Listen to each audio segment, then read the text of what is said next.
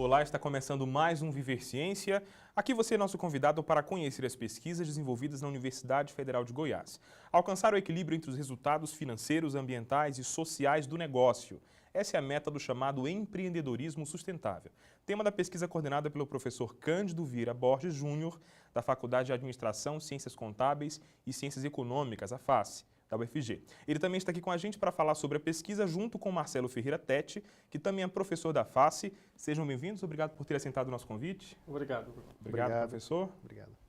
Empreendedorismo sustentável, trajetórias, obstáculos e fatores de sucesso no processo de criação das novas empresas sustentáveis. Este é o nome da pesquisa que você vai conhecer a partir de agora. É uma pesquisa com o objetivo dela, o que a gente procura é compreender a realidade dos empreendedores que criam empresas com foco na questão da sustentabilidade, como é que eles passam por todas as etapas do processo de criação e conseguem sobreviver a ter sucesso nessa trajetória. A pesquisa estudou 12 empresas em Goiânia e também como foi o processo de criação de cada uma delas na política da sustentabilidade. A pesquisa ela já foi concluída e nós já estamos em alguns meses na fase de publicar os seus documentos, Essa pesquisa ela foi financiada pelo CNPq, nós contamos com o apoio do CNPq, o relatório do CNPq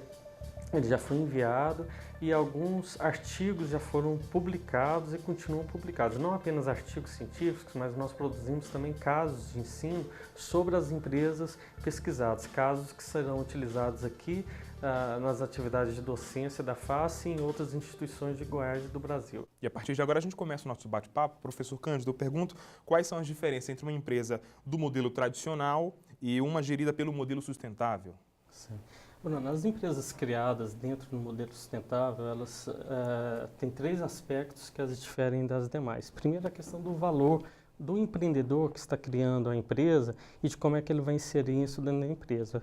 Esse valor é pautado pela questão da sustentabilidade, o tripé do econômico, do social e do ambiental. É lógico que a gente vamos encontrar empreendedores com esse valor mais desenvolvido, digamos assim, ou menos. A segunda diferença é a questão do nicho de negócio explorados. As empresas sustentáveis, elas focam principalmente nos nichos de negócio ambiental ou social. E o terceiro aspecto é a prática da responsabilidade social e ambiental na empresa. Algumas empresas sustentáveis desenvolvem mais essa prática. Professor Marcelo, a pesquisa é voltada para novas empresas, mas é possível empresas já consolidadas no mercado aderirem, fazer a transição do tradicional para o sustentável? Bom, eu penso que sim, porém a gente tem que reconhecer que as empresas que atuam de maneira tradicional, por estarem muito presas a esse modelo, certamente vão sentir mais dificuldades do que aquelas que já nascem com uma índole sustentável. Então, eu creio que é inevitável que essa pressão aconteça para que, especialmente as empresas tradicionais, façam a transição para um modelo mais sustentável, mas é preciso também que se crie um ambiente institucional que favoreça essa mudança e que certamente não é de curto prazo. Leva tempo e creio que no Brasil ainda nós temos uma dificuldade especial em função do nosso modelo de gestão de empresas que ainda é muito calcado em pressupostos que não são necessariamente sustentáveis. Choque quando há essa mudança de modelo, é possível amenizar esses impactos assim sentidos pelas pessoas que fazem a gestão da empresa? Sim, há choques e há dificuldades, Quer dizer, há choques porque já existe uma prática instaurada e qualquer mudança que é implementada em uma organização, ela gera resistências, Então, práticas às vezes que existem nas empresas há 5, 10, 15 anos, quando chega uma mudança, uma nova demanda, um novo jeito de fazer, então há reações a isso. E às vezes há dificuldade de se colocar o novo em prática devido à falta de conhecimento, à falta de tecnologias, à falta de recursos. Daqui a pouco a gente continua o nosso bate-papo. Então, Participe do nosso programa, envie uma mensagem para o nosso e-mail, Twitter ou Facebook e acesse a nossa página na internet. O Viver Ciência vai para um rápido intervalo. Voltamos em seguida para entender as aplicações desta pesquisa e como ela pode beneficiar a economia e o meio ambiente. Continue com a gente. A ciência é viva em dois momentos. Quando ela está sendo analisada ou elaborada e também quando ela resulta em algo prático.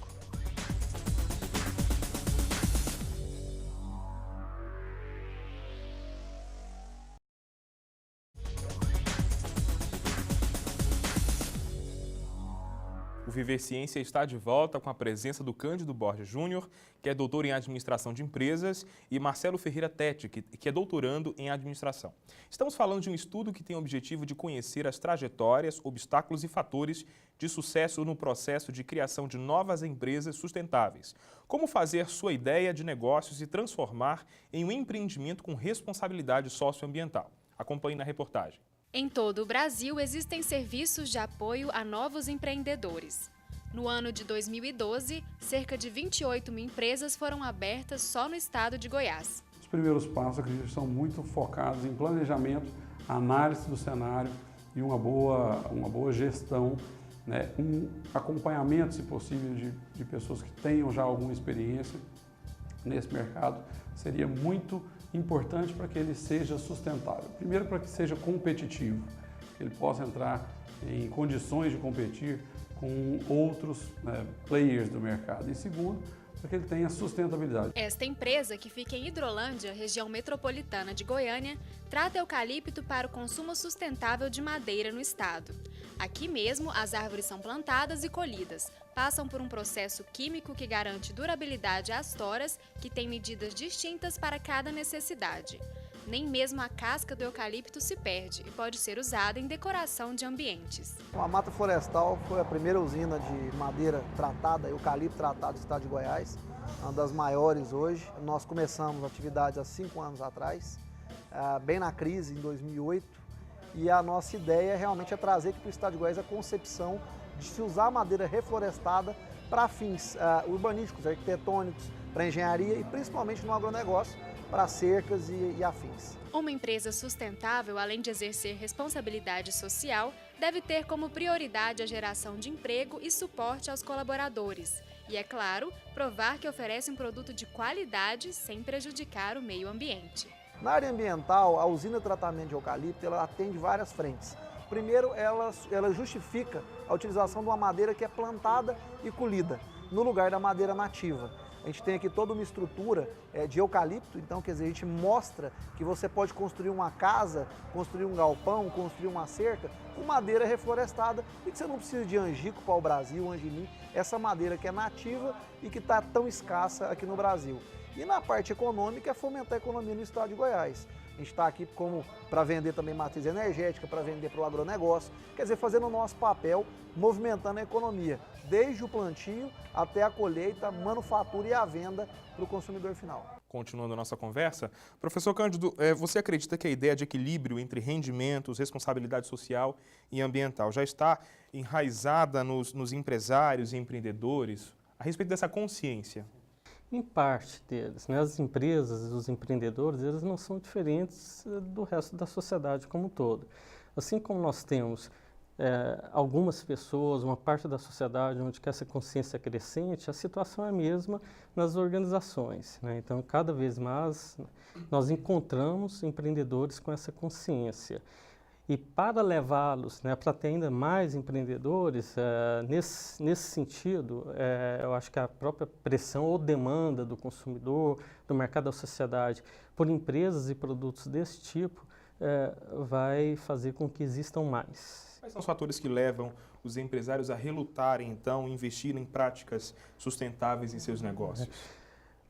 Primeiro, eu diria, em alguns casos, falta tecnologia mesmo, né? Então, tem certos sistemas de produção ou de prestação de serviço que os empreendedores eles gostariam de fazer de forma mais verde, né? Ou mais socialmente responsáveis, e ainda não tem a tecnologia suficiente para fazer isso. Acho que aí entra as universidades, por exemplo, todas as áreas da UFG que podem contribuir produzindo tecnologias mais verdes. Mas, além disso, muitos empreendedores nos relatam o próprio comportamento do consumidor, né? Os consumidores, por mais que eles tenham, às vezes, uma consciência ambiental e procuram produtos sustentáveis, a sustentabilidade não é o único atributo que ele procura no produto. Ele procura também preço, ele procura também qualidade.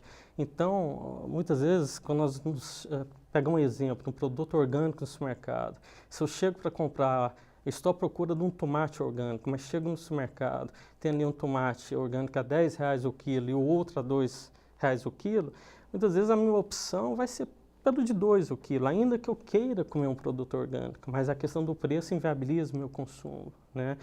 Então, o consumidor, o que o consumidor procura também dificulta. Além disso, então, tecnologia, né, a característica, os atributos procurados pelo consumidor.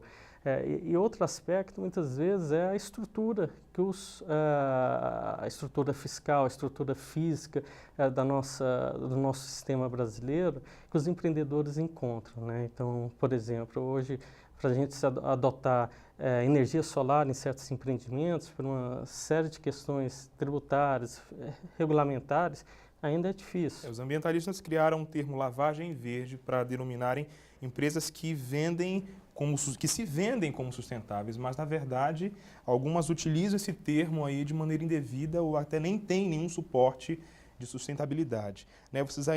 Ainda acontece muito isso aqui no Brasil, principalmente? Acredito que sim. Existe, assim, eu sou muito crítico em relação a isso. Há ainda muitos empreendimentos, inclusive novos, que estão surgindo, que se dizem sustentáveis, mas essa sustentabilidade anunciada, se você fizer uma análise mais criteriosa, mais rigorosa, você vai perceber que talvez ainda falta um pouco para se concretizar o que se chama de sustentável, né? O que se deveria chamar de sustentável. Nós notamos, por exemplo, uma ênfase muito grande em produtos e serviços que são ditos sustentáveis. Porém, quando você observa o processo de produção, a cadeia produtiva que está por trás daquele produto e serviço, você vai ver que, de fato, ainda é preciso fazer correções muito sérias nos processos de produção dos fornecedores daquela empresa que está vendendo um produto ou um serviço anunciado como sustentável. Então, eu penso que a gente ainda tem um grande percurso, né, a ser feito para que nós consigamos ter, de fato, empresas que possam, de maneira assim, correta e honesta, né, se apresentarem ao mercado com produtos que sejam efetivamente sustentáveis. A pesquisa conseguiu chegar ao modelo de criação de nova empresa? Os resultados da pesquisa foram satisfatórios? Fale um pouquinho a respeito do produto final para nós. Os resultados foram satisfatórios, nós conhecemos mais a realidade da criação de empresas sustentáveis isso no estado de Goiás, e acho que uma das grandes contribuições da pesquisa foi no sentido de sabermos que não existe um modelo ideal ou um tipo de empresa sustentável ideal, né? Nós produzimos uma tipologia de empreendimentos sustentáveis onde se leva em conta justamente 3 aspectos principais: a questão do nicho que é explorado, porque quem cria uma empresa para explorar um nicho ambiental, por exemplo, uma pousada no ambiente natural ou a produção de orgânico, é diferente o processo daquele que cria para explorar um nicho social, uma pessoa que vai trabalhar com produtos para portadores de necessidades especiais, ou os 2 nichos vão resolver problemas sociais, mas cada um são mercados diferentes. Um outro aspecto é que existe diferença quando o empreendedor ele cria a empresa para explorar um nicho da sustentabilidade, mas a sustentabilidade é só apenas um meio para se atingir o lucro. E do outro lado, existem empreendedores que ele tem um valor da sustentabilidade, a empresa, ele quer praticar sustentabilidade, a empresa é a forma dele sobreviver. Mas nos 2 casos, mesmo o empreendedor que o foco principal é o lucro, ele está dando uma contribuição para a sustentabilidade porque ele está produzindo e entregando no mercado produtos sustentáveis. E o terceiro aspecto, nós encontramos níveis muito diferentes das práticas de responsabilidade social e ambiental. E nem sempre o fato do empreendedor não praticar completamente, nós chegamos à conclusão que nós não podemos taxá-lo de não sustentável, porque ele está no nicho da sustentabilidade, ele tem o valor da sustentabilidade, mas as condições estruturais dos lugares, às vezes, não permitem essa prática por completo. Por exemplo, pequenos municípios do interior que ainda não têm sistema de coleta sustentável, então ele tem que deslocar quilômetros para entregar esse material, ou não dá para fazer compra local porque não tem fornecedores. Então, o que a pesquisa nos mostrou foi que existem diferentes modelos, diferentes procedimentos, porque a sustentabilidade, né, os nichos de negócios ligados a ela são múltiplos. Ok, daqui a pouco no Viver Ciência, nossos entrevistados vão responder mais perguntas, desta vez com a participação de um especialista. Continue com a gente. Os dois títulos conhecidos são o de mestrado e o de doutorado. O mestrado, ele pode ser profissional ou acadêmico, e o doutorado, ele é sempre acadêmico. A pós-graduação, estrito sensu, é regulamentada por portaria do Ministério e é avaliada através da CAPES. A CAPES dá nota variando de 0, 1 a 5. O curso de nota 5 é o que tem melhor desempenho e o de nota 1 é aquele que não pode prosseguir.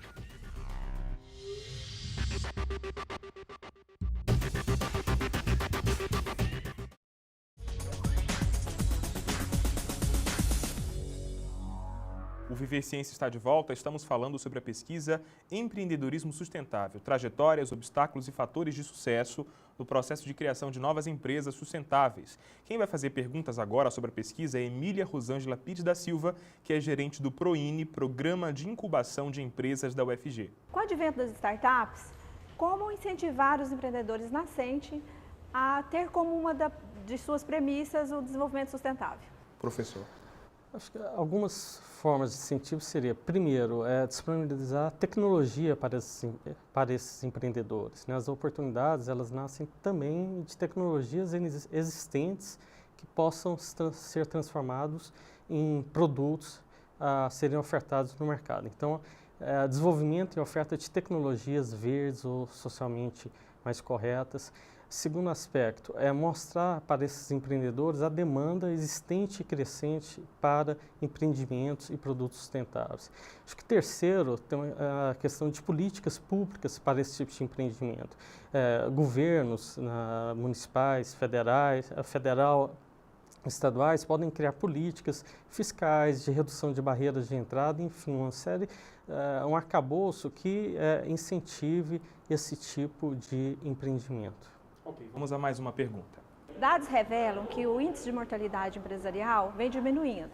Só que mesmo com essa diminuição, esse índice ainda continua alto. De que forma o desenvolvimento sustentável pode contribuir para diminuir esse índice? Por favor, professor. Acho que a questão da sustentabilidade pode contribuir para a redução do índice de mortalidade das empresas de duas formas. Primeiro, nós sabemos que um dos aspectos que colaboram para o sucesso de uma empresa nascente é a persistência dos empreendedores. Eu acho que quando uma empresa nasce com um empreendedor que acredita naquilo que está fazendo, ele tem uma maior probabilidade de persistir, de passar pelas barreiras que ele encontra. E o que nós encontramos nos empreendedores que criam negócios sustentáveis foi justamente uma crença muito grande naquilo que eles estão fazendo, uma força, uma energia para persistir. O segundo aspecto que eu acho que a sustentabilidade pode colaborar para a redução dos índices é a questão do tamanho do mercado, né? As empresas, para sobreviver e crescer, elas precisam de mercado, elas precisam de demanda, elas precisam de clientes.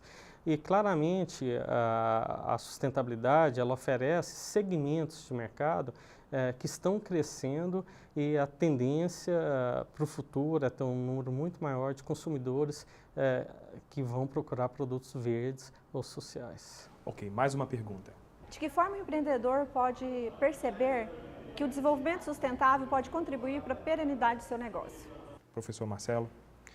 Acredito que a conscientização do empreendedor, né, e a sua percepção em relação que seja sustentabilidade vai depender muito de um processo gradual e constante de aprendizagem, de educação, que depende também de muita vontade própria daqueles que querem explorar a sustentabilidade como uma oportunidade de negócio. Obviamente, nós não podemos nos esquecer que esse processo também depende de um esforço por parte dos microempreendimentos, né, dos empreendedores que estão nascendo com suas empresas ou que estão já há algum tempo no mercado, que adotem, por exemplo, algumas práticas saudáveis para que essa percepção sobre a sustentabilidade aumente. Por exemplo, a adoção da pesquisa de mercado, que é ainda uma prática que precisa ser aprimorada no contexto das pequenas empresas. Eu creio que isso pode ser feito de maneira muito mais fácil hoje do que era antigamente, né?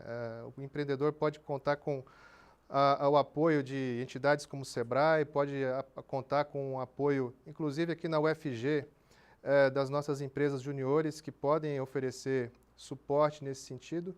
E acredito que na medida que as empresas que buscam se aperceber do seu entorno, das demandas sociais e ambientais que fazem parte do mundo que está além dos muros da empresa, certamente vai facilitar o seu processo de tradução dessas demandas em produtos e serviços sustentáveis. E acredito que esse é um esforço que já está em curso, mas depende ainda de mais sensibilização para que essas práticas que eu acabei de citar sejam incorporadas e, de fato, façam parte do dia a dia das nossas empresas. Ok. Como é possível fazer pesquisa na Faculdade de Administração da UFG? É o que vamos saber agora no quadro Caminhos da Ciência. No curso de administração, logo no primeiro ano, o aluno já é estimulado a participar de projetos de iniciação científica como parte, né, da sua formação. Então, a própria universidade tem projetos que estimulam o aluno, assim, quando ele chega na universidade, ele já se integrar em projetos de pesquisa com os professores, como forma de ter uma formação mais sólida. Nossos cursos de Lato Sensu, nós temos um curso que é coordenado por professores da administração, curso de estratégias empresariais. Mas na face, justamente com os cursos de economia e de contábeis, nós temos outros cursos, são cursos na área de finanças, na área de controladoria, na área de planejamento tributário, mercado financeiro, investimentos, e cursos na área de voltado para a controladoria do setor público, por exemplo. Esses são cursos abertos, as pessoas podem se inscrever, e temos outros cursos que são fechados para organizações que demandam para nós curso específico para atender as demandas delas, né? Então, hoje nós temos curso em company em funcionamento, como gestão de cooperativas e operadoras de saúde. Nosso curso de mestrado deve iniciar em abril de 2014, já com a primeira turma. Então, o processo seletivo vai acontecer agora no início de 2014 e as aulas logo em seguida. Os candidatos passarão por um processo seletivo com algumas fases, terão provas específicas na área de administração, provas de proficiência na língua inglesa e apresentarão um projeto de pesquisa, né? A ideia é tentar verificar se o candidato consegue isolar um problema de pesquisa, se o interesse dele de fato é pesquisar na área de administração, e o mestrado terá duas linhas de pesquisa, uma na área privada, né, inovação, estratégias, e outra na área pública. Nós queremos agora agradecer a participação dos senhores e pedir que façam considerações finais, por favor, professor Cândido. Agradecer o convite, né, esse espaço que foi dado para a gente divulgar a pesquisa sobre empreendedorismo sustentável e a questão do empreendedorismo de uma forma geral. E dizer que em 2014 será lançado um livro que é fruto dessa pesquisa, uma obra coletiva que dos professores da FAS que participaram da pesquisa. O livro se chama Empreendedorismo Sustentável e será lançado pela editora Saraiva. Professor Marcelo, obrigado. Eu agradeço, Bruno, e toda a equipe aqui que nos está dando suporte nesse momento, e quero deixar também o registro de que iniciativas como a do professor Cândido em estudar esse fenômeno do empreendedorismo sustentável são imprescindíveis para que nós consigamos desenvolver de fato a sustentabilidade aqui no estado de Goiás, mas de uma maneira mais efetiva, mais concreta, de modo que possamos, com resultados de pesquisas como essa, subsidiar a formulação de políticas públicas que são importantíssimas para que o empreendedor tenha condições de levar adiante o seu negócio e que possa oferir lucro, que possa ter satisfação pessoal e ajudar também a sociedade com os seus produtos e serviços. Então, só tenho a enaltecer e agradecer a oportunidade de estar aqui e compartilhar dos conhecimentos que o Cândido, com esse projeto, né, nos permitiu obter e aprender bastante também. Ok, o Viver Ciência aqui agradece. Este foi o Viver Ciência, uma promoção da Pró-Reitoria de Pesquisa e Pós-Graduação da UFG e uma realização da Fundação RTVE. Aqui mostramos que o conhecimento científico está ao nosso alcance. Continue acompanhando a programação da TV UFG e até a próxima semana.